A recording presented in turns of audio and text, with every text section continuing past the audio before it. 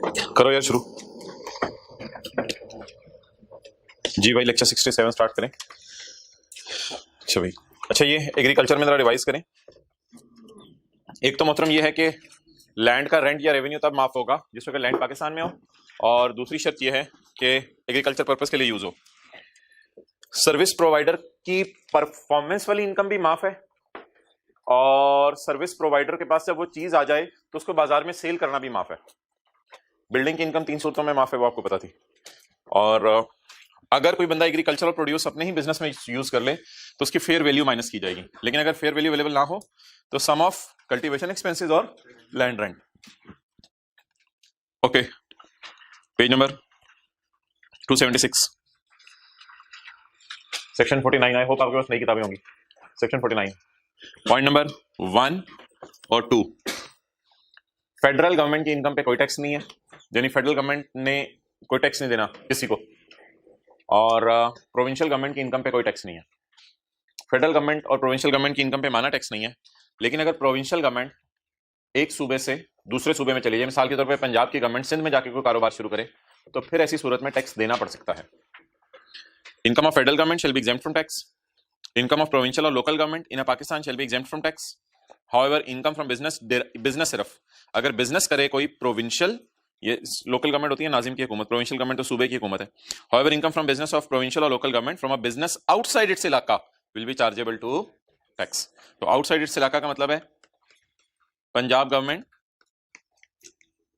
सिंध में जाके बिजनेस करे, पंजाब गवर्नमेंट अगर सिंध में जाके बिजनेस करे तो फिर पंजाब गवर्नमेंट को सिंध में जाके टैक्स देना पड़ सकता है।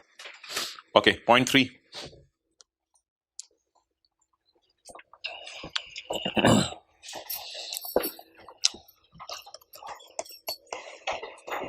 अच्छा जी, फेडरल गवर्नमेंट ने एक कंपनी बनाई, फेडरल गवर्नमेंट ने एक कंपनी बनाई जिसमें 70% शेयर्स फेडरल गवर्नमेंट ने बाय किए हुए हैं, company x.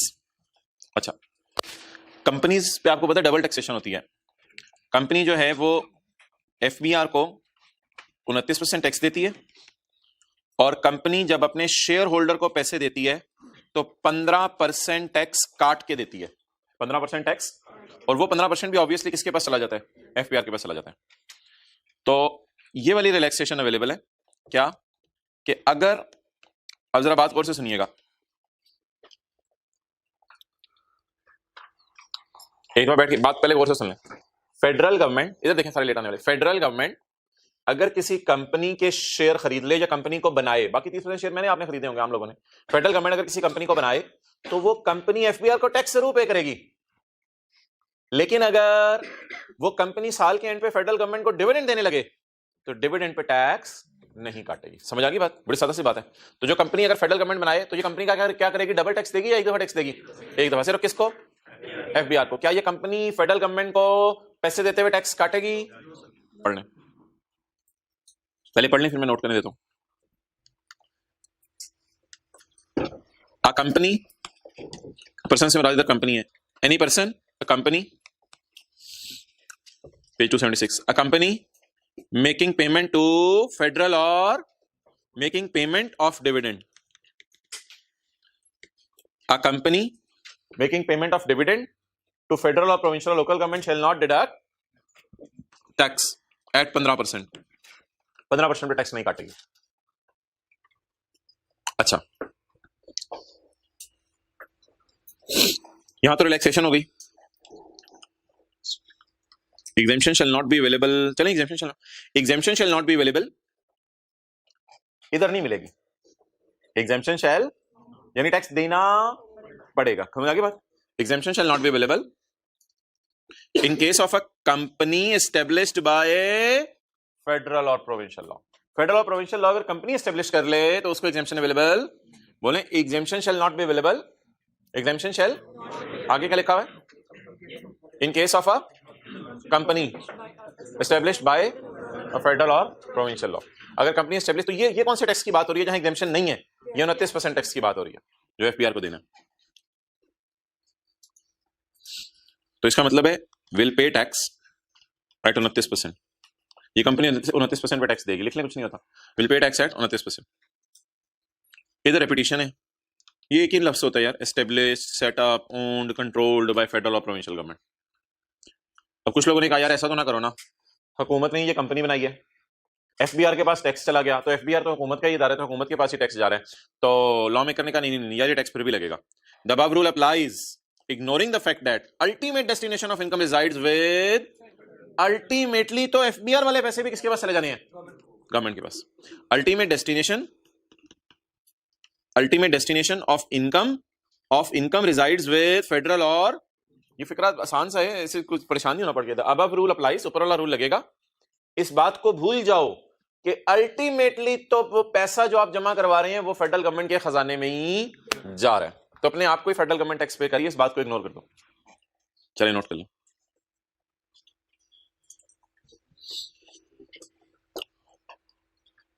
Fifteen seconds.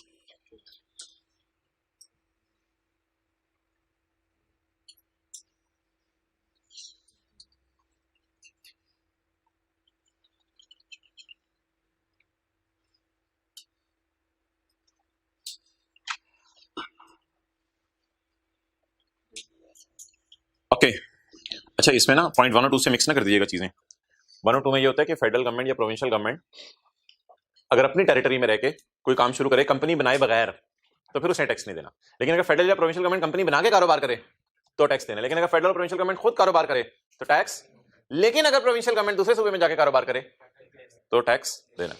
Done? क्या चीज? कोई भी कारोबार आप कर ले, मिसाल के तौर पे कहीं से ऑयल निकल रहा है, ऑयल निकाल के हुकूमत बेचने लग जाए, उठे टैक्स माफ। सेक्शन 50, ओह यार ये इसका वेट करें जरा। सेक्शन 50 और 51 का क्लास पूरी होने दें, इसमें हमें आधा घंटा लग जाए दोनों पे। पहले से भी आए, पहले फारिक से पढ़ लें। सेक्शन 53 मोहतरम, 4 तरह की एग्जेम्पशंस अवेलेबल है हमारे लॉ में। एक शेड्यूल है, सेकंड शेड्यूल, उसमें 4 तरह की एग्जेम्पशंस अवेलेबल है। एग्जेम्पशंस ये सारी अलग शुक्र हमने पढ़ी हुई है, मिसालें देते रहे।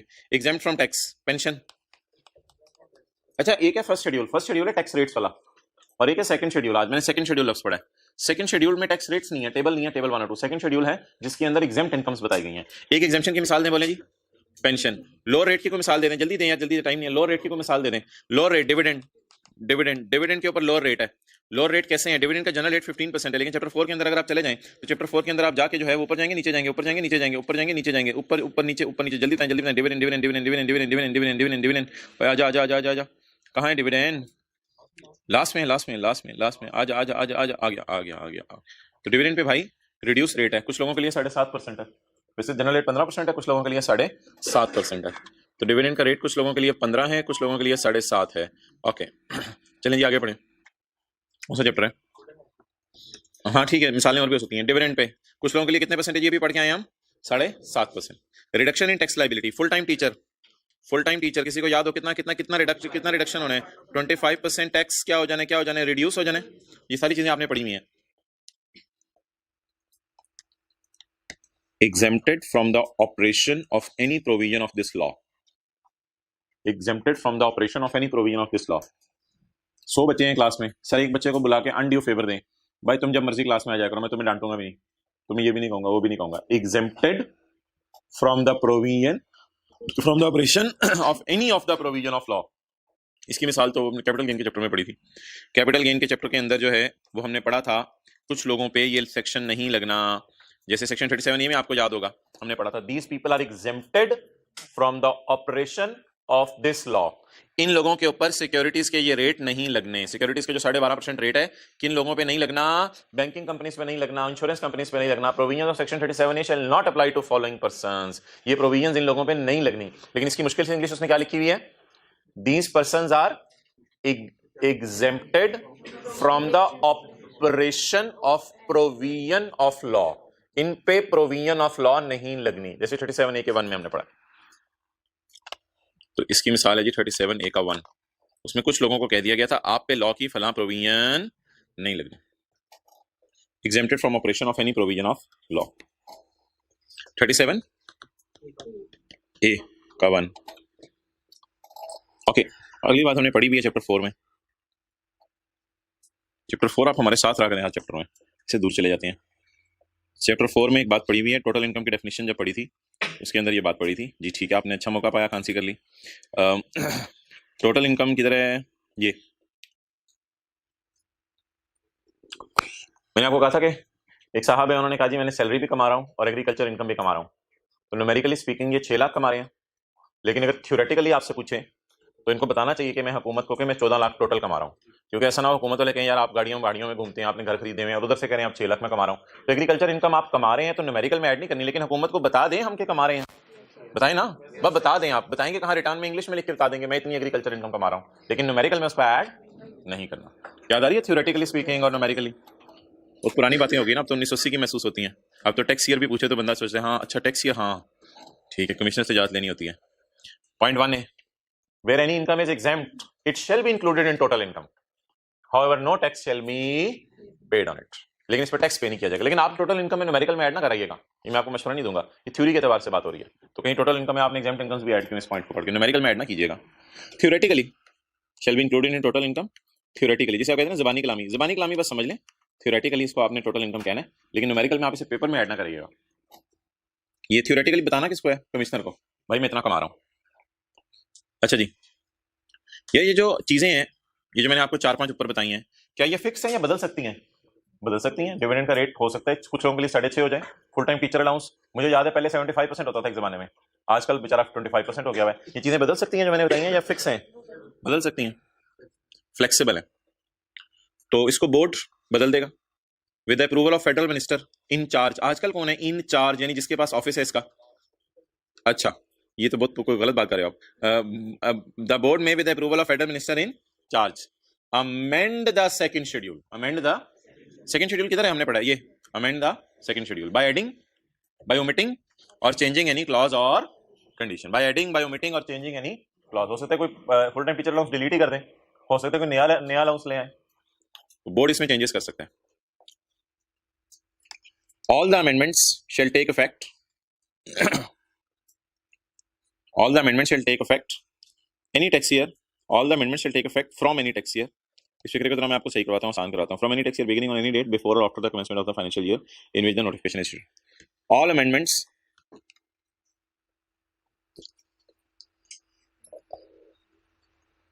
the amendments can affect current, the amendments can affect बोलें current, previous और future years।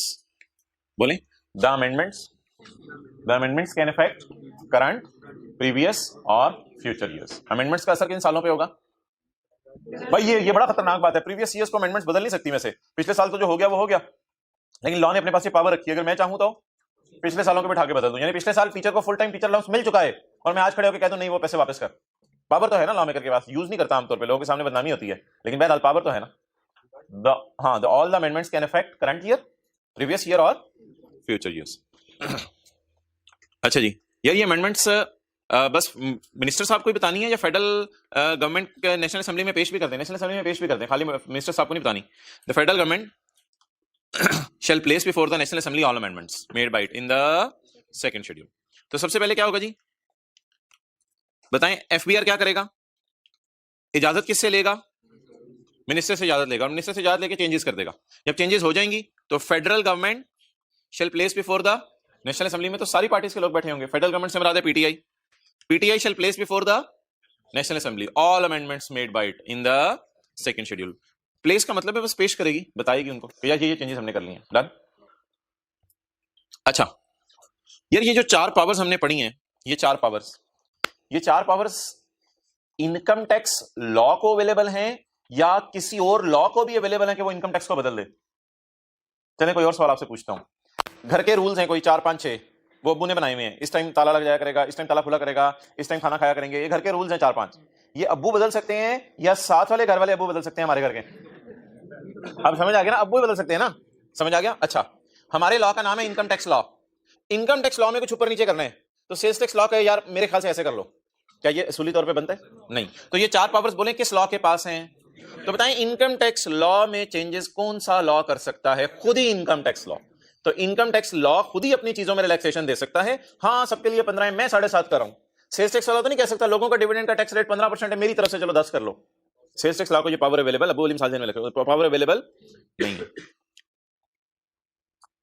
चारों बातें तो वही हैं, शुक्र है, A B C D. A provision in any other law, a provision in which exempt any income under this law shall have no legal effect. A provision in any other law that exempt any tax imposed under shall have, फिर समझ आया?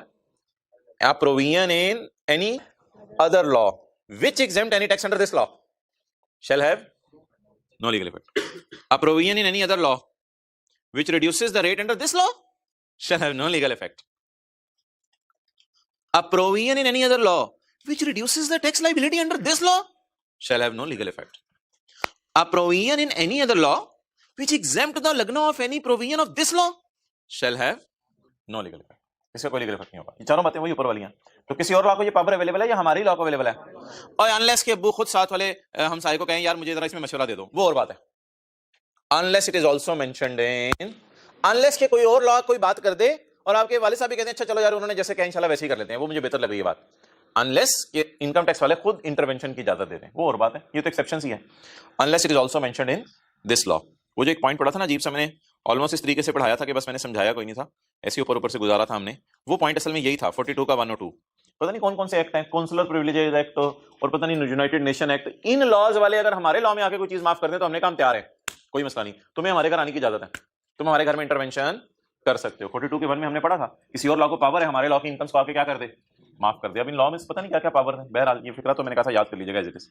तो किसी और law को power available हो सकती है कि हमारे लॉ में आके क्या करे, इंटरवेंशन करे। चलिए जी, आई होप सारे बच्चे आगे होंगे। अब ये 2 पॉइंट्स हमने पढ़ने हैं, अल्लाह करे आज खत्म हो जाए ये 2। शुरू कर लेते हैं, अगर खत्म हो गए तो ठीक है, ना हुए तो ना सही। सेक्शन 50 और 51 इसमें से पास पेपर्स के बहुत थ्योरी के सवाल आते हैं और न्यूमेरिकल्स भी आते हैं इसमें से। सेक्शन 51 बड़े आसान से हैं दोनों, बहुत आसान से। सेक्शन 51, कभी आपने सुना कोई ऐसा बंदा जो पाकिस्तान से बाहर चला गया था और अब पाकिस्तान वापस आ गया? ये कई सालों से 5-10 साल से इल्ताफ हुसैन भाई बाहर गए हुए हैं, अब कई सालों से वो बाहर हैं। उन्होंने सोचा क्या करें हम पाकिस्तान आ जाए। अदनान समी खान है नाम उसका, पता नहीं खान है, अदनान समी खान है। तो वो बाहर गया है, कहाँ गया है? वो कहे जी मैं कई सालों से बाहर हूँ, अब मैं पाकिस्तान आ जाता हूँ। और भी मिसालें कोई आपकी होंगी आपके खानदान की, अब वो घर तक ना जाए फिर रहने दें।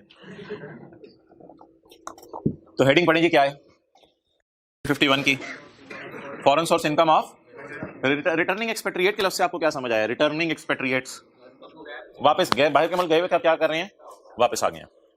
अच्छा जब ये आउटस्टेशन वाले घर वापस जाते हैं तो अगर 10 दिन के लिए जाते हैं तो 10 दिन ही प्रोटोकॉल वाला खाना मिलता है या 1-2 टाइम का प्रोटोकॉल वाला मिलता है? 1-2 टाइम का, पहले दिन ही भाई फरमा रहे हैं, तो पहले दिन 2 टाइम का खाना प्रोटोकॉल वाला मिलता है। तो जो लोग ऐसे हैं जो कि रिटर्निंग एक्सपेट्रिएट हैं और बाहर के मुल्क से वापस आ रहे हैं पाकिस्तान, उनको 2 साल हमने प्रोटोकॉल देना है, बस 2 साल। लॉ मेकर कहते हैं उनको 2 साल हमने प्रोटोकॉल देना है, उनको बड़ा फूंक फूंक के रखना है, उनका ध्यान रखना है, उनकी इनकम्स माफ करते रहना है। बड़ी ख्वारी काट के पाकिस्तान वापस आ गए हैं, उनको 2 साल क्या दें, प्रोटोकॉल दें। वो बात उसने नहीं की, जाते हैं जाए हमारी बिला से, वो हमारी बिला से जाए फिर। ओके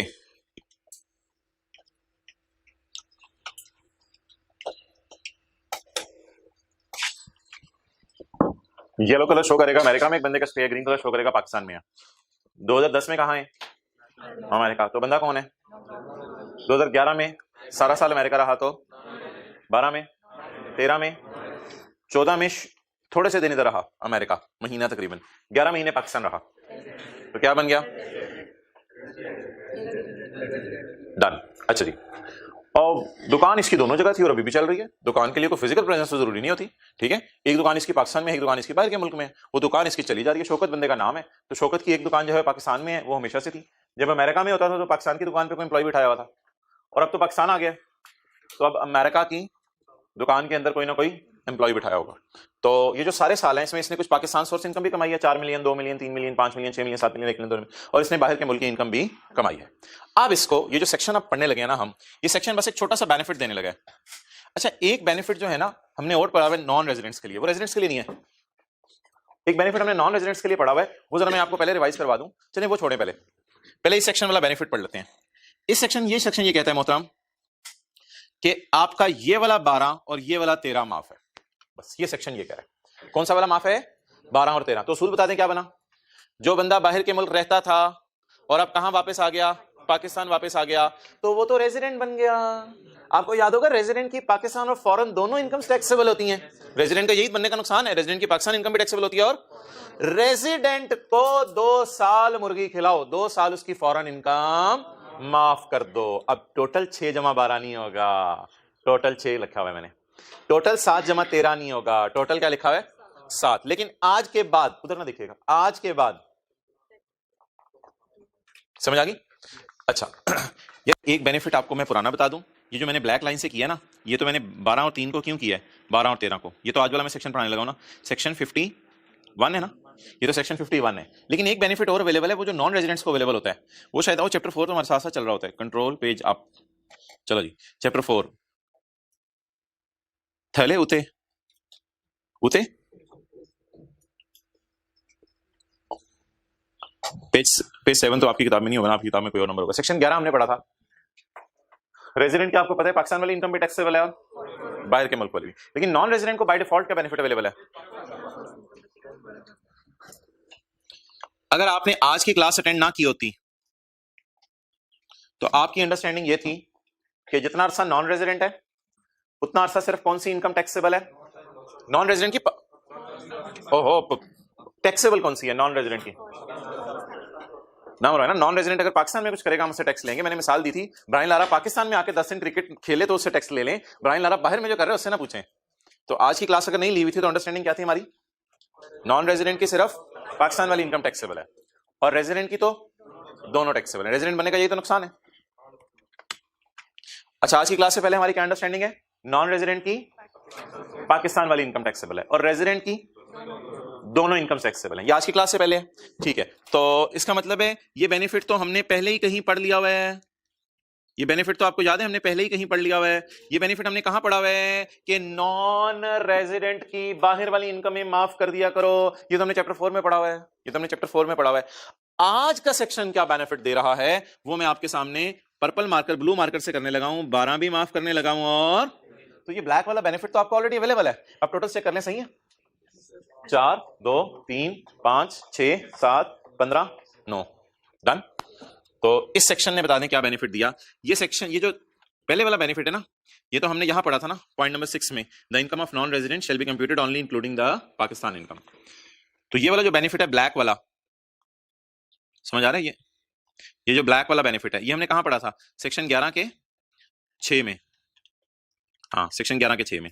और ये वाला बेनिफिट हमने कहां पढ़ा है आज? ये वाला और ये वाला 12 और 3 वाला सेक्शन 51 में। चलें जी,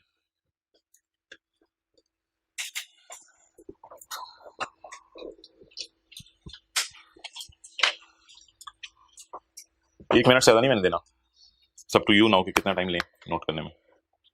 जिन्होंने की तस्वीर लेनी है, मैं पहले जरा सेक्शन का नंबर, सेक्शन 50 नीचे लिखा हुआ है वैसे, सेक्शन 51।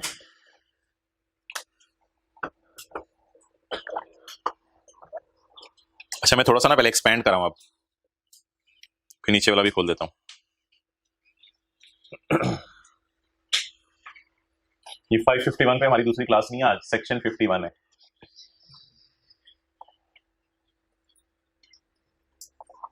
किसी दिन निकाले संडे को टाइम को, थोड़ा बहुत बंदा जरा आ जाए, किसी दिन शाम को टाइम निकालें, कुछ करें, गुंजाइश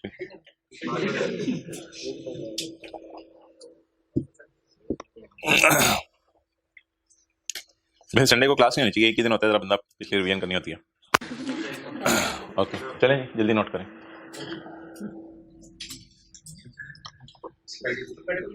हाँ बिल्कुल, हम तो रूटीन में चले ना, 6 days 6 क्लासेस नॉर्मल। नहीं भाई, कल तो असल में अब ये है कि जो अगली क्लास है वो, ये मैंने आपको बताना था, नॉर्म ये चल रही थी कि मैं फिजिकल वालों से बातें कर रहा हूँ, ऑनलाइन वाले अपनी रूटीन पे चलें। नॉर्म ये चल रही थी कि मैं, जब आप लोग पॉज कर दो यार,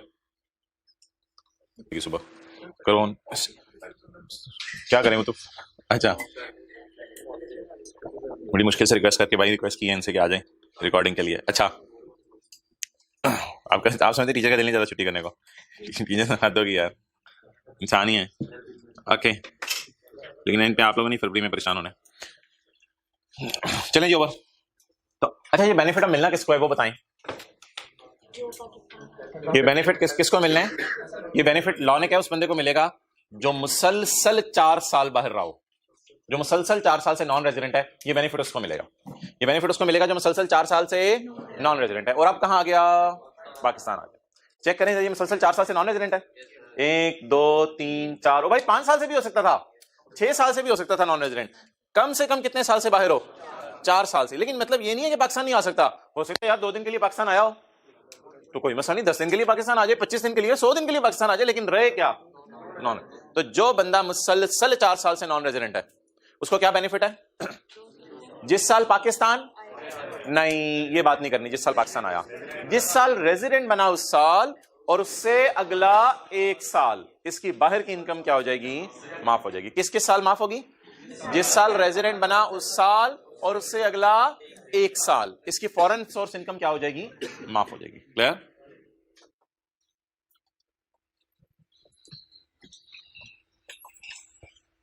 ओके, पढ़ें जी। Any foreign source income, any, सिर्फ माफ क्यों नहीं लगी है? Foreign source income derived by citizen of, अच्छा इसके लिए सिटीजन होना जरूरी है, क्या आपके पास पाकिस्तान का आईडी कार्ड हो? Derived by citizen of Pakistan in a tax year who was not a resident individual in any से मुराद ऑल लिख लें। एनी यहां इसी कॉन्टेक्स्ट में कि मुसलसल 4 सालों से बाहर है। एनी कुछ लोगों को कंफ्यूज करता है, इसलिए समझने के लिए ऑल लिख लें आप। Who was non resident in all of the 4 tax year preceding the year in which he became a resident. देखें, 4 years preceding the year in which he became, जिस साल रेजिडेंट बना उससे preceding 4 गिने, 1 2 3 4, चारों में क्या है? preceding the year in which he became resident shall be exempt from tax। कितने साल तक माफ है ये? the year in which he became resident and in the following year। आप मुझे बता सकते हैं what is the year in which he became resident? 2000 and the following year। ऐसे 14 और 15 को मैं टिक कर रहा हूं, इन 2 सालों में ये टैक्स माफ होगा। अच्छा जी, what is the year in which he became resident? 14, तो 14 का साल माफ होगा और 15 का साल माफ होगा। अच्छा फिर पिछले साल बनेंगे कौन से 4? अगर 14 और 15 माफ है तो पिछले 4 बनेंगे कौन से? 13 12 11 और 10। समझ आ गया? इसे 51 का 2 था, ये सैलरी के चैप्टर में हमने पढ़ा था। फॉरेन सोर्स सैलरी माफ होती है, जाके देखेंगे आपको याद आ जाएगा। ओके, इंग्लिश जरा याद कर लें, अभी इधर ही पढ़ लें, जल्दी इंग्लिश याद कर लें। लेकिन यार कौन सी इनकम माफ होने लगी है? सिर्फ फॉरेन सोर्स, उससे कोई फर्क नहीं पड़ता, वो बेनिफिट लेके चला जाए। घर वालों ने बुलाया, आपने कहा मैं 10 दिन के लिए आया हूँ लेकिन 2 टाइम का मुर्गा खाकर निकल गया, अम्मी मैंने टेस्ट तैयार करने में जा रहा हूँ। उसमें ये तो नहीं, अम्मी के बेटा ये तो पहले तना था मुर्गा ना बना, अम्मी कितने है। कल की क्लास में ना तकरीबन जो अपलोड होगी उसमें तकरीबन आधा घंटा इसके पास पेपर की डिस्कशन पे लग जाएगा। थ्योरी के सवाल हैं तो पढ़ें जी। अब आगे बताएं कहाँ हैं, फिर हमने अगले हफ्ते इंशाल्लाह सेल्स टैक्स उम्मीद है शुरू करना है। Foreign source income of returning expatriates, बाहर की इनकम कमाएगा कौन? इन अ टैक्स ईयर। ये बंदा कौन है? Who is non resident in all of the 4 years preceding the year in which he became resident. जिस साल रेजिडेंट बना उससे पिछले 4 साल। शैल बी, अब बेनिफिट बताएं क्या है? शैल be exempt from in the year जिस साल वो रेजिडेंट बना and in the following tax year. अच्छा अगर मैं इसको थोड़ा ऐसे बदलूं, इसको थोड़ा मैं ऐसे बदलूं कि इसके अमेरिका का स्टे यहां तक रहा है, यहां तक, और ये फिर इसका पाकिस्तान का स्टे है, ये पाकिस्तान का स्टे है। अब आप बता दें कि आपको फील हो रहा है कि 3 महीने पाकिस्तान रुके, ज्यादा महीने 9 महीने बाहर रुके, ऐसी फील हो रहा है डायग्राम देख के? आप बता दें what is the year in which he became resident? This. इस साल तो अब ये नॉन रेजिडेंट बन गया, इस साल तो नॉन रेजिडेंट बन गया, तो what is the year in which he became resident? अब 15 और 16 माफ होगा, 15 और 16 माफ, और ये 12 तो ऐसे ही माफ होगा क्योंकि इस साल नॉन रेजिडेंट है, क्योंकि इस साल तो क्या है? Non resident. अब कैसे जवाब बनेगा? देखें, इस साल नॉन रेजिडेंट बन गया, ऊपर वाली डायग्राम दिखा रहा हूं, इस साल नॉन रेजिडेंट बन गया और इस साल रेजिडेंट, इस साल रेजिडेंट। तो जिस साल पाकिस्तान आया उस साल और उससे अगला 1 साल, no no no no no, जिस साल रेजिडेंट बना उस साल, क्योंकि नॉन रेजिडेंट के तो वैसे ही फौरन माफ है ना।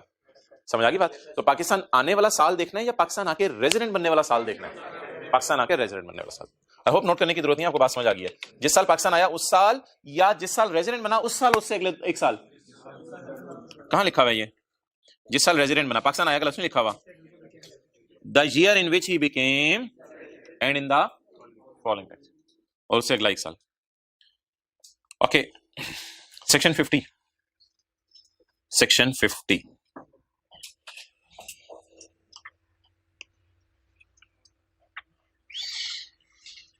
जब सिम्पसन पैदा हुआ ना लंदन में, तो उसकी माँ ने ये मन्नत का लफ्ज तो नहीं अंग्रेज यूज करते होंगे, बहरहाल उसकी माँ ने ये मन्नत मांग ली कि ये नौकरी करेगा तो कराची में। अब पाकिस्तान का लॉ मेकर तो खुश हो गया, कहा यार जबरदस्त है, बस अब सिम्पसन खेलता रहा कूदता रहा, बड़े होते होते एफएसए की आला तालीम हासिल की। किस मुल्क का था? जर्मनी का, मैंने बोला लंदन। अच्छा, अब लंदन के अंदर वो पला बड़ा हुआ। अब वालदा ने उससे कहा बेटा अब मेरी ख्वाहिश पूरी करने का वक्त आ गया, मेरा कोई पता नहीं, तो मेरी ख्वाहिश है तो कराची में नौकरी कर जाके, ठीक है? अम्मी साहिल समंदर से जाना है? नहीं बेटा जहाज से भेजूंगी तुझे। अम्मी देख लें, हाँ बेटा जा। अब लॉ मेकर कहते हैं पुत्र आ जा, अगर तेरा पाकिस्तान का स्टे 3 साल से कम निकला, अगर तेरा पाकिस्तान का स्टे 3 साल से कम निकला तो तुम बाहर से आए हुए, हम तुम्हें प्रोटोकॉल देंगे, तुम 3 शर्तें पूरी कर दो, तुम 3 शर्तें पूरी कर दो, तुम्हारी पाकिस्तान की सैलरी इनकम माफ कर देते हैं। तुम 3 शर्तें पूरी कर दो, तुम्हारी पाकिस्तान की सैलरी इनकम माफ कर देते हैं। शर्त यह है कि तुम पाकिस्तान में सैलरी कमाने आओ, नंबर 1। नंबर 2, नौकरी करने आना, तुमने कोई कारोबार करने ना आना। शर्त यह है तुम क्या करने आओ? नौकरी करने आओ। दूसरी शर्त यह है कि तुम जो है पाकिस्तान के अंदर आए हो तो पाकिस्तान में तुम्हारा स्टे टोटल 3 साल से ज्यादा का नहीं होना चाहिए, 3 साल से ज्यादा का स्टे नहीं होना चाहिए, दूसरी शर्त। और तीसरी शर्त यह है कि तुम जो पैसा कमा रहे हो पाकिस्तान की, तुम जो पैसा कमा रहे हो बाहर के मुल्क में, वो पैसा तुमने पाकिस्तान में नहीं लाना, वो पैसा तुमने पाकिस्तान में नहीं लाना। ऐसा हो सकता है वो यहां रहकर बाहर के मुल्क में पैसा कमा रहा हो। अच्छा, अब मेरे मुंह से ये तो नहीं निकला उसकी पाकिस्तान की सैलरी माफ होगी? नहीं, तो उसकी इनकम कौन सी माफ होगी, ये जरा आपने समझना है। एक साहब है जो बाहर के मुल्क से पाकिस्तान आए हैं और उनका स्टे बोले पाकिस्तान में, ये मैंने स्काई ब्लू से पाकिस्तान में स्टे शो किया है, उनका स्टे पाकिस्तान में बोले 3 साल से कम है, और ये वाला स्टे उनका कहां है? लंदन में। ये वाला स्टे उनका कहां है? लंदन में। तो मोहतरम इस साल भी रेजिडेंट है, फिर ये मोहतरम इस साल भी रेजिडेंट है और इस साल भी रेजिडेंट है, और भाई का नाम क्या है? Mister Simpson. सिम रख दें, मिस्टर सिम्पसन। तो मिस्टर सिम्पसन इनका नाम है वल्द वैलेंटीना टेरेस्कोवा। अच्छा वो नहीं, वो तो माँ हो जाएगी। अच्छा, तो मिस्टर सिम्पसन इसका नाम है। अब ये पाकिस्तान में आए हैं, अब ये पाकिस्तान में आके इनकम फ्रॉम सैलरी कमा रहे हैं, पाकिस्तान सोर्स, और बाहर इन्होंने अपनी मेहनत करके, ये शुरू से ही अपनी तालीम को अपने पांव पे खड़े होकर खर्चे पूरे करते थे, तो वालदा इनको पैसे थोड़े कम देती थी, तो इसने शुरू से ही एक थोड़ा जनरल स्टोर था खोला हुआ था, और वहां पे कोई एक दो एम्प्लॉइज हायर करके जो है वो अपना काम चला रहा था। तो इसका कोई बिजनेस भी चल रहा है, इनकम फ्रॉम बिजनेस, ये इसका लंदन में चल रहा है। क्लियर? तो पाकिस्तान के अंदर सैलरी कमाई इसने 7 मिलियन, 8 मिलियन, 6 मिलियन, और बाहर के मुल्क में इसने इनकम फ्रॉम बिजनेस कमाई 14 मिलियन, 15 मिलियन, 23 मिलियन। अब हमारा लॉ मेकर कह रहा है कि मोहतरम तू बन गया रेजिडेंट। रेजिडेंट के लिए जनरल रूल है पाकिस्तान फॉरेन दोनों टैक्सेबल, याद है चैप्टर 4? तो बन गया रेजिडेंट। रेजिडेंट के लिए जनरल रूल क्या है? पाकिस्तान फॉरेन दोनों टैक्सेबल। डियर तुझे रिलैक्स कर रहा हूं मैं, तेरी कौन सी इनकम माफ करने लगे हैं? Foreign source. अगर कितनी शराइत पूरी हो जाए? 3। हालांकि रेजिडेंट की आपको याद होगा पाकिस्तान फॉरेन दोनों टैक्सेबल होती है, रेजिडेंट बनने का ये तो नुकसान है, तुम्हारी 3 इनकम, तुम्हारी क्या कहते हैं, इनकम फॉरेन माफ करने लगे अगर 3 शराइत पूरी हो। नंबर 1 आप सैलरी कमाने आए हो, आपका स्टे 3 साल से काम का हो, और नंबर 3 जो बाहर पैसा कमाना है उसको बाहर ही रखना है, इस पैसे को पाकिस्तान में नहीं लाना। चले नोट कौन सा सेक्शन है? बाहर से पैसा पाकिस्तान नहीं लाना, बाहर अम्मी को कहीं अपने पास ही रखें, जब मैं आऊंगा इस्तेमाल कर लूंगा, या उधर के खर्चे पूरे करें, बीवी मेरी उधर ही है, बच्चे भी मेरे उधर ही हैं, अम्मी उनको दे दिया करें। क्या? बस वो मना कर रहा है, मैं क्या करूं? उसने लिखा हुआ है फॉरेन इनकम ब्रॉट इनटू और रिसीव्ड इन पाकिस्तान मना है। बस बाहर का पैसा बाहर रखना है, बात खत्म। लॉ मेकर ने लिख दिया बाहर का पैसा आपने बाहर रखना है।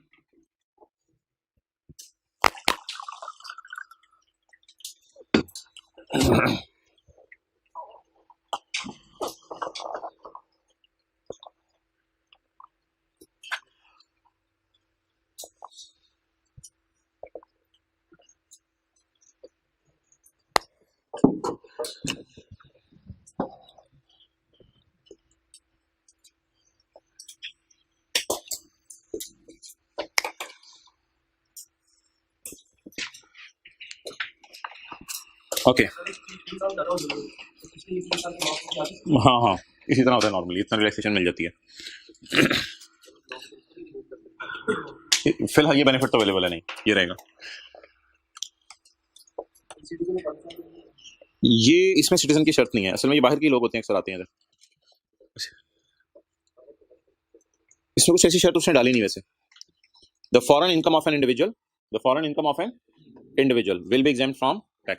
The foreign income of an individual will be exempt from tax if he is resident solely because of his Pakistan में नौकरी करने की वजह से रेजिडेंट बना, यानी मैं जो बोला था पाकिस्तान नौकरी करने आया, रेजिडेंट बनने की वाहिद वजह क्या? पाकिस्तान में नौकरी करना, पाकिस्तान में कारोबार करने नहीं आया. He is present in Pakistan for a period not exceeding 3 years. मुसलसल भी 3 साल नहीं रह सकता और तोड़ के भी 3 साल नहीं रह सकता, यानी हो सकता है कि बीच में आता जाता रहे, लेकिन मैक्सिमम स्टे पाकिस्तान में कितने साल का होना चाहिए? 3 साल का होना चाहिए. However, अब ये तीसरी शर्त ना इसने उल्टी करके लिख दी. However, under following circumstance, foreign income will be taxable. Any foreign income brought into or received in, अगर पाकिस्तान ले आओ income, it will be chargeable to tax. फिर ये चार्जेबल है. बीच में एक पॉइंट है, ये पेपर में आता है, कोई नहीं, इतना इंपॉर्टेंट नहीं है, ये मैं बाद में बता देता हूँ. ये ऐसी पॉइंट है अजीब सा. चले जी, असूल क्या भाई? कोई भी इंडिविजुअल जो नौकरी करने की वजह से रेजिडेंट बना है, अगर उसका स्टे 3 साल से कम है और वो बाहर की इनकम को पाकिस्तान ना मंगवाए, तो उसकी बाहर की इनकम माफ है. इसका मतलब ये नहीं है कि पाकिस्तान सोर्स इनकम माफ है. एक बात नोट कीजिएगा, चाहे सेक्शन 50 है चाहे सेक्शन 51 है, दोनों की हेडिंग फॉरेन इनकम है. और नोट करें, दोनों सेक्शंस में पाकिस्तान सोर्स इनकम मैंने किसी भी सूरत में किसी भी बंदे की क्रॉस नहीं की. कोई ऐसा सिनेरियो नहीं है कि पाकिस्तान वाली इनकम हमने इसकी माफ की हो. सिर्फ माफ क्या कर रहे हैं ये दो सेक्शंस? Foreign income. अच्छा, वैसे रेजिडेंट्स के लिए जनरल रूल क्या पड़ा हुआ था वैसे हमने चैप्टर 4 में? दोनों टैक्सेबल है, लेकिन सेक्शन 50 आगे बढ़ के कौन सी इनकम माफ करने लगे? Foreign income. अगर कितनी शराइत पूरी हो जाए? 3 शराइत पूरी हो जाए. हाँ, तो हर साल बेनिफिट मिलेगा.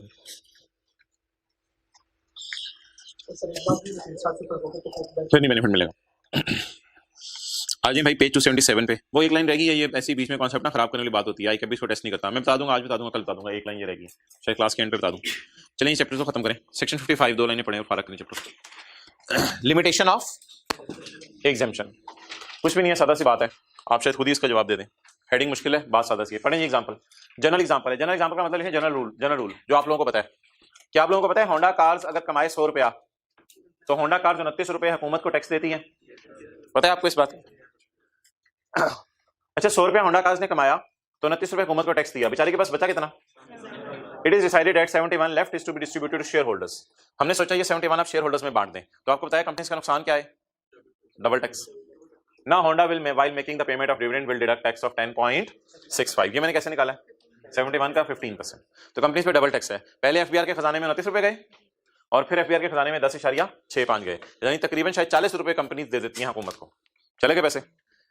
एग्जाम्पल ऑफ सेक्शन 55 अब देने लगा हूं. A company earned agriculture income of 100 रुपया. समझ आ गई होगी बात. Company earned agriculture income of, it paid ₹0 as income tax on income from business because agriculture income is exempt. It is decided that ₹100 is to be distributed to shareholders. पूरा सोई बांट देते हैं, लेकिन ये डिविडेंड अब माफ नहीं होगा क्योंकि ये एग्रीकल्चर इनकम नहीं है. ये इनकम की नेचर बदल गई है. क्या? डिविडेंड इनकम बन गई. हालांकि है वैसे उसी में से, लेकिन मर्जी लॉ मेकर की. No company while making payment of dividend will deduct tax of ₹15. अब कैसे निकलेगा? 100 into 15%. बिकॉज के आगे डेड लाइन वो लिखी हुई है जो ये है. Because exemption was available to original receiver.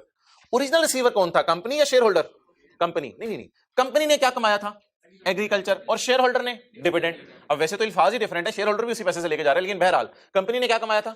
Dividend. और शेयर होल्डर क्या कमा रहे हैं? सॉरी, कंपनी ने क्या कमाया था? Agriculture income. और शेयर होल्डर क्या कमा रहे हैं? Dividend. Exemption was available to original receiver. Original receiver कौन है? Company. Only it will not extend to shareholder receiving dividend out of company's income from business. बहरहाल छोड़ें इसको, ये तो नहीं याद करना. ये जरा अंग्रेजी पढ़े, समझ आ रही है? Where any agriculture income is exempt, मिसाल लिख लेना. Where any agriculture income is exempt. Where any agriculture income is exempt. Any की मराद दे रहा हूं, agriculture income. Where agriculture income is exempt, the exemption shall be limited to the original recipient. हमारी मिसाल में original recipient कौन है? लिख लें, company. The exemption shall be available to company. Original recipient को अंडरलाइन करके company. And shall not extend. Exemption को extend कर दो अगलों तक या लिमिट करो? अब हेडिंग भी समझ आ गई होगी. Exemption को रोक दो. And shall not extend. Any person यानी share holder shall not extend to shareholder receiving any payment. Share holder कौन सी पेमेंट लेता है? Shall not extend to any shareholder receiving any dividend out of income from business of company. That income से क्या मुराद है? That income से बोलें क्या मुराद है? Income from business of company. क्या आए इसको ना आप जरा मुझे जी मोहतरम ये पहली लाइन पढ़ो ना, company and agriculture income of ₹100 revise कराएं जी आज तक का सारा, ऐसे घर जाकर ताज़ा याद कर लिया करें, ये तो सीधी सीधी कंडीशंस है हर पॉइंट में। फेडरल गवर्नमेंट की अपनी इनकम क्या है, माफ, प्रोविंशियल गवर्नमेंट की अपनी इनकम, लेकिन अगर प्रोविंस दूसरे सूबे में चला जाए तो वो इनकम टैक्सेबल। अगर कोई कंपनी है जो कि फेडरल गवर्नमेंट ने बनाई है तो वो कंपनी टैक्स तो देगी एफबीआर को, लेकिन ये कंपनी डिविडेंड पे टैक्स नहीं काटेगी। ओके नेक्स्ट सेक्शन 50, अगर 3 शराइत पूरी हो जाएं तो फॉरेन इनकम क्या है, माफ है। अच्छा इसमें ना ये 3 साल का लफ्ज नहीं यूज करता, इसमें एग्जामिनर जब सवाल बनाते हैं ना 2 साल या 2.5 साल का लफ्ज यूज करता है कि सिम्पसन की अम्मी ने उसको 2 साल के लिए भेजा, आपको 3 साल अब याद नहीं आता, सिम्पसन की अम्मी ने उसको 2.5 साल के लिए भेजा, कल जब पास पेपर करना शुरू करेंगे तो आप उसमें ऑब्जर्व करेंगे ये बात। तो कम से कम सॉरी ज्यादा से ज्यादा कितना अर्सा रुक सकता है, 3 साल ज्यादा नहीं, अब 2 साल हो 2.5 साल हो रूल तो सेम रहेगा ना। और इधर जो आईकेएफ सवाल इस्तेमाल करता है वो 4 साल का लफ्ज यूज नहीं करता, वो 5 साल 6 साल 7 साल 10 साल 15 साल का लफ्ज यूज करता है कि एक बंदा 15 साल से बाहर है और अब वो कहां आ गया, पाकिस्तान आ गया, तो बताओ उसको क्या बेनिफिट मिलेगा। ठीक है जी, तो इसलिए 4 साल तो आपने बाहर रहना ही रहना है, अगर 5 साल बाहर रह लें तो भी ये बेनिफिट मिलेगा, अगर 6 साल से बाहर है तो भी ये बेनिफिट मिलेगा। वो एक ताहिर वाले सवाल की हमारी एडजस्टमेंट रहती है चैप्टर 19 में, कौन सा था ताहिर वाला सवाल यार, बता दिया करें ना, इतने नंबर याद रखा करें, आपकी मेमोरी 20 था ताहिर वाला सवाल। Other information, Tahir was working in UAE for the past 5 years। ओ ये एडजस्टमेंट चलवाई हुई है page 377। Tahir was working in UAE for past 5 years, मैंने कहा था ये माफ है लेकिन वजह नहीं बताई थी आपको, यूएई में पिछले 5 साल से काम कर रहा था, इस साल तो उसने नया बिजनेस शुरू किया ना, देखें इस साल पाकिस्तान आके नया बिजनेस शुरू किया है, कमेंस्ड इस साल नया बिजनेस शुरू किया, तो पहले कहां होता था। Tahir was working in UAE for the past 5 and came back in Pakistan in April 2020।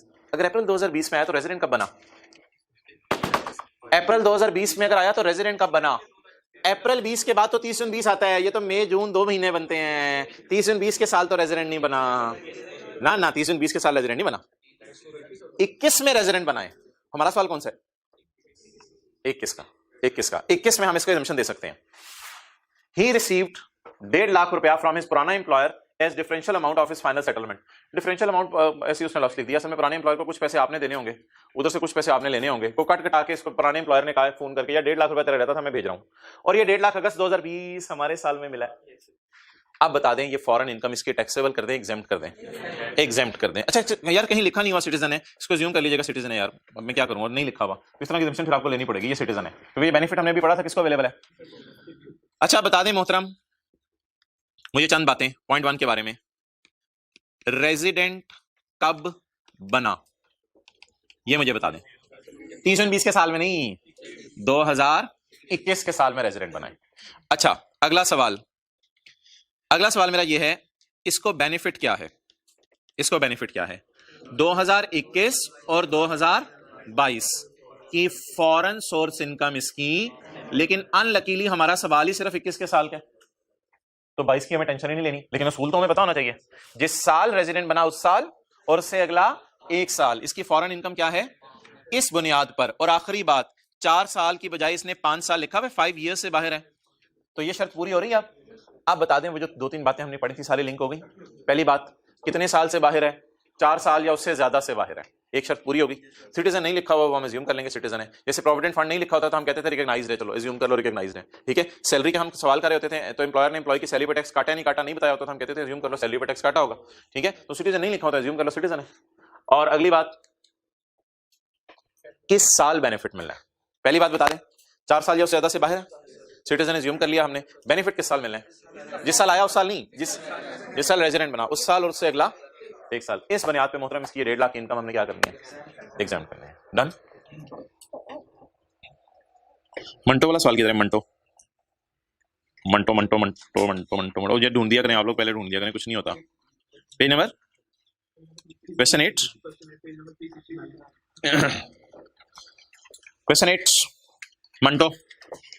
Manto worked as an employ in Berlin hotel, कहां पे नौकरी कर रहा था, बर्लिन होटल जर्मनी में, for a period of 5 years, Germany में 5 साल नौकरी करके आया, और उस अरसा ये पाकिस्तान नहीं आया, और पाकिस्तान आया 1 जुलाई 8 को, तो किस साल रेजिडेंट बना,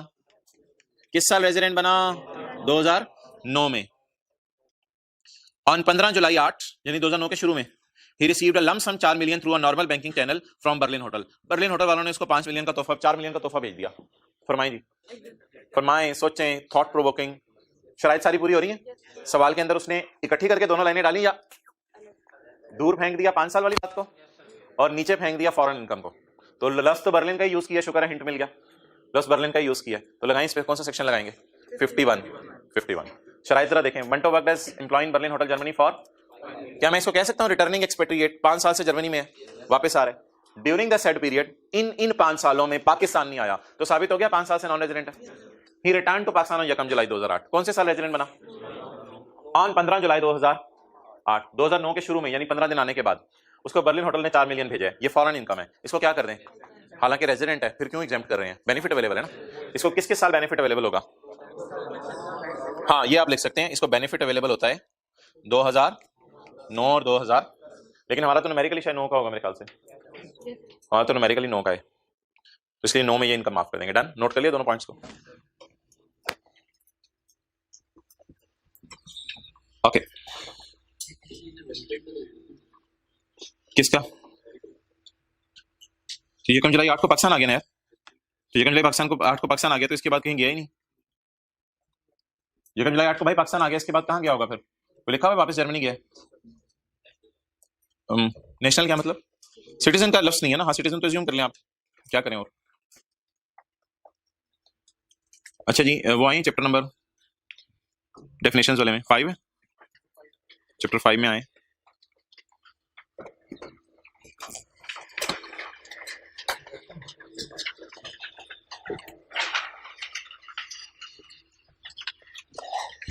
अच्छा, ये डेफिनेशन आसान सी है, रॉयल्टी के ज़बानी सुन लें, ये अल्फाज हैं आपने बस याद रखने हैं। पाकिस्तान में बाटा नाइकी शूज को कहता है मुझे अपना डिजाइन इस्तेमाल करने दो, ये पेमेंट क्या होगी? रॉयल्टी की पेमेंट। पाकिस्तान का, नई किताबों में, पाकिस्तान का टीवी चैनल कहता है, पाकिस्तान का टीवी चैनल कहता है ESPN को कि मुझे आप जो है वो कोई इश्तेहार चलाने दो या टीवी मैच चलाने दो, तो पाकिस्तान का टीवी चैनल क्या पे करेगा? रॉयल्टी पे करेगा। इसी तरह पाकिस्तान का टीवी चैनल किसी बाहर के टीवी चैनल को कहता है फला फिल्म चलाने दो, तुर्की वालों को कहता है फला ड्रामा चलाने दो, तो क्या पे करेगा पाकिस्तान? उसकी रॉयल्टी पे करेगा। तो कोई भी किसी की चीज़ आप इस्तेमाल करें तो उस पर आपको क्या पे करनी पड़ती है? रॉयल्टी। किसी का नाम यूज कर लें, किसी का पेटेंट यूज कर लें, किसी की इन्वेंशन, किसी का डिजाइन यूज कर लें, बाहर के कोई कपड़ों का ब्रांड है, उनको आप कहें यार हमें अपना ब्रांड इस्तेमाल करने दें, तो जो होंडा एटलस कार है, होंडा एटलस कार जो है वो कहे होंडा जापान को कि आप हमें इस्तेमाल करने दो होंडा का लोगो, तो ये क्या पेमेंट होगी? रॉयल्टी। तो बस ये लिखा हुआ है सारा। अच्छा, ये पैसे हम बाहर के मुल्क वालों को क्रिकेट मैच में अगर सीरीज में चल रहे हैं तो इकट्ठे भी पैसे दे सकते हैं, या हर मैच के बाद भी थोड़े थोड़े पैसे दे सकते हैं। तो मींस एनी अमाउंट पेड और payable, however described. However described computer का मतलब है जो मर्जी इसका नाम रख लो। हाउएवर आप लोग जो मर्जी नाम रखो इसका, कहते हैं मेरी नजर में ये क्या है? रॉयल्टी है। वेदर पीरियोडिकल का मतलब बताएं, थोड़े थोड़े करके भेजो, और या इकट्ठे भेजो, किस मद में आप यूज कर रहे हो, क्या यूज कर रहे हो? किसी का बोले बोले यूज कर रहे हो, या राइट ऑफ यूज ले रहे हो? बोले बोले क्या यूज कर रहे हो? किसी का पेटेंट, किसी की इन्वेंशन, किसी का डिजाइन, किसी का मॉडल, किसी का फॉर्मूला, किसी का ट्रेडमार्क, किसी का लाइक अदर प्रॉपर्टी यूज कर रहे हो। There clear? आपने ये परचेज नहीं किए, इंटेंजिबल्स नहीं है ये, तो हमने इंटेंजिबल डेफिनेशन में पढ़े थे। आपने परचेज नहीं किए, आप तो क्या कर रहे हो? इस्तेमाल की इजाजत ले रहे हो, तो अगले को क्या पे कर रहे हो? रॉयल्टी, उसका नाम यूज करने के। Use of a right to use लफ्ज बार बार आएगा ना, ये तो लफ्ज देख लें बार बार आ रहे हैं। यूज कर रहे हो या राइट टू यूज उससे ले लिया। राइट टू यूज होता है आप चीज ले लेते हो, कई दफा इस्तेमाल करना भूल जाते हो या सुस्ती होती है नहीं कर पाते, बहरहाल पेमेंट फिर भी करनी पड़ती है। द यूज ऑफ कॉपीराइट, जैसे आप कॉलेज से लेक्चर ले लेते हैं, अब आपके पास राइट टू यूज है, आप अगर किसी वजह से लेक्चर ना ले पाए तो कॉलेज वाले फीस वापस नहीं करते, ऑनलाइन को कहते हैं भाई चलेगी। तो यूज और राइट ऑफ यूज, यूज और राइट ऑफ यूज यानी कॉपीराइट, किसी का कोई लिटरेरी वर्क, किसी साइंटिस्ट का आपने काम इस्तेमाल किया, किसी से रिक्वेस्ट करके पाकिस्तान में फिल्म चला दी, कोई वीडियो चला दी, video tape in connection with television पे चला दी, टेप्स में चला दी, रेडियो पे चला दी। Example can PTV pays royalty for broadcasting an ESPN cricket documentary but shall not include consideration for sale, distribution और एग्जीबिशन ऑफ सिनेमा फिल्म्स। ठीक है जी, तो इसका उर्दू में मतलब लिख लें, but shall not include sale, distribution और एग्जीबिशन ऑफ सिनेमा फिल्म्स। तो सिनेमा फिल्म्स को रॉयल्टी की डेफिनेशन से इसने बाहर निकाल दिया। सिनेमा फिल्म्स को सेल, डिस्ट्रीब्यूशन और exhibition of cinema films, cinema films को इसकी डेफिनेशन से बाहर निकाला है। सेल ऑफ फिल्म्स क्या है? इमरान खान ने कोई फिल्म खरीदी बाहर के मुल्क से और फिल्म खरीद के डिफरेंट टीवी चैनल्स को बेच दी। अब जब बेच दी ना तो फिर टीवी चैनल्स की मर्जी है 1000 दफा चलाएं, लाख दफा चलाएं, लेकिन अगर थोड़े अरसे के लिए देते हैं ना तो फिर बताते हैं एक या दो दफा चलानी है, ज्यादा नहीं चलानी। ठीक है, सेल ऑफ फिल्म्स, डिस्ट्रीब्यूशन वही मतलब। एग्जीबिशन ऑफ फिल्म्स क्या होता है कि आप टीवी चैनल को बेचते हैं और उसे कहते हैं लोगों को बुला के एग्जिबिट करनी है, टीवी पे चलाने की इजाजत नहीं है, तो ये चीजें इसमें कवर नहीं होती। नेक्स्ट, कोई पाकिस्तान इंडिया के कोई विजुअल इमेजेस थे, साउंड्स थी, वो गुजर रही थी हवा से, पाकिस्तान ने कहा यार कैच करके हमें भी इसको यूज करने दो। उन्होंने कहा कर लो, कुछ सैटेलाइट से चीजें आ रही थी, कुछ गुजर रही थी, डाटा गुजर रहा था, आपने डाटा पास ऑन हो रहा था, आपने इस्तेमाल करने की इजाजत ले ली, यार हमें भी इस्तेमाल करने दो। Receipt of any visual images और एनी साउंड्स और both transmitted by satellite, transmitted by cable. कोई डाटा ट्रांसफर हो रहा था, इंडिया वाले जो है वो चाइना वालों को डाटा ट्रांसफर कर रहे थे, आपने बीच में कहा यार पाकिस्तान से होकर जाने डाटा हमें भी यूज करने दो, मर्जी है आपकी। ऑप्टिक फाइबर और similar technology in connection with television, radio और इंटरनेट ब्रॉडकास्टिंग। ओके, इनके ना टैक्स ट्रीटमेंट शुक्र है हमारे सिलेबस में नहीं है कि रॉयल्टी इनकम किस हेड में जाएगी और फिर आगे की क्या डिस्कशन है, ये नहीं है। एक छोटी सी डिस्कशन थी रॉयल्टी के बारे में, सेक्शन 6 हमने पढ़ा था, लेकिन फिर मैंने डिलीट करवा दिया था आपको कि ये नहीं है हमारे सिलेबस में। Supply of technical knowledge, supply of technical knowledge, supply of technical नहीं गड्डी आगे चलाना, experience, supply of technical skill, गड्डी आगे चला लो थोड़ी मेहरबानी, supply of technical, supply of technical, supply of technical skill, supply of industrial, industrial, industrial, supply of commercial, commercial, commercial, supply of scientific, scientific experience, scientific skill. ये 15 बातें कैसे याद करेंगे, इनका अलग अलग सेट बना लें। अच्छा जी, टेक्निकल, इंडस्ट्रियल, कमर्शियल और साइंटिफिक, नॉलेज, एक्सपीरियंस और स्किल। ठीक है, ये एक बहस है, इसको छोड़ने पर ही, वैसे मैंने एक दफा किताब में डाल दी थी, इसको लीव इट। ओके बस ठीक है, काफी है, बाकी कल कर लेंगे इंशाल्लाह। एक दो पॉइंट रह गए हैं समझाने वाले हैं। अच्छा यार ना एक ना थोड़ी सी कंफ्यूजन आती है बच्चों को, आपके सिलेबस की है नहीं लेकिन बच्चे सवाल पूछते हैं, इस वजह से बतानी पड़ती है। वो कहते हैं ये तो टेक्निकल सर्विसेज की डेफिनेशन में हमने पढ़ा था, ये तो हमने टेक्निकल सर्विसेज की डेफिनेशन में हमने पढ़ा था कि हमें कोई मशीन चलानी सिखा दी, वो कर दिया, ये कर दिया। असल में रॉयल्टी और टेक्निकल सर्विस की डेफिनेशन में एक बारीक सा फर्क है। टेक्निकल सर्विस देने के लिए फिजिकली बंदे आते हैं और इसमें नॉलेज देने के लिए बंदे नहीं आते, सिर्फ नॉलेज कागजों के जरिए या फोन पे दे दिया जाता है, तो इसका फिर रॉयल्टी मांगी जाती है। और अगर फिजिकली बंदे आए और आके टेक्निकली मशीन को सही कर रहे हो तो वो टेक्निकल सर्विस इनकम करार दी जाएगी। और अगर हमारी मशीन में कोई मसला आए और हम फोन करके जापान वालों को कहें यार टेक्निकली कोई नॉलेज है आपके पास इस बात का, और वो नॉलेज हमें पीडीएफ की फाइल बना के ईमेल कर दें या हमें टेलीफोन पे समझा दें, तो इस काम के जो पैसे दिए जाएंगे बोले वो क्या होंगे, रॉयल्टी। लेकिन अगर वो कहें ये काम आपसे खुद नहीं होना, हम क्या भेजने लगे हैं, बंदे भेजने लगे हैं जो फिजिकली प्रेमिसेस में आके, आपने सुना होगा ऑनलाइन सपोर्ट है या फिजिकल सपोर्ट देंगे इंटरनेट वाले, तो इंटरनेट वाले अक्सर कहते हैं हम ऑनलाइन सपोर्ट दे देंगे, मसला हुआ तो फिजिकल सपोर्ट देने घर भी आ जाएंगे। तो अगर फिजिकली सपोर्ट दी जा रही हो तो ये कौन सी इनकम बनेगी, टेक्निकल। और अगर वैसे ही नॉलेज कन्वे किया जा रहा हो, लेकिन प्लीज ये डिफरेंस मत लिखें, कुछ लोग पूछते हैं इसलिए बता रहा हूं, हमारे सिलेबस में नहीं है टेक्निकल डेफिनेशन इतनी, हमने बस सादा सादा अल्फाज याद करने हैं, वो याद हो गए आपको, बोले बोले बार बार, टेक्निकल, इंडस्ट्रियल और कमर्शियल और साइंटिफिक, क्या नॉलेज, एक्सपीरियंस और स्किल कन्वे करना। ठीक है जी, टेस्ट अब आप का कब है, आज है, हाँ ठीक है। एओपी का टेस्ट है, बड़ा अच्छा सा सवाल है, वो देके जाइएगा। बंद कर दो।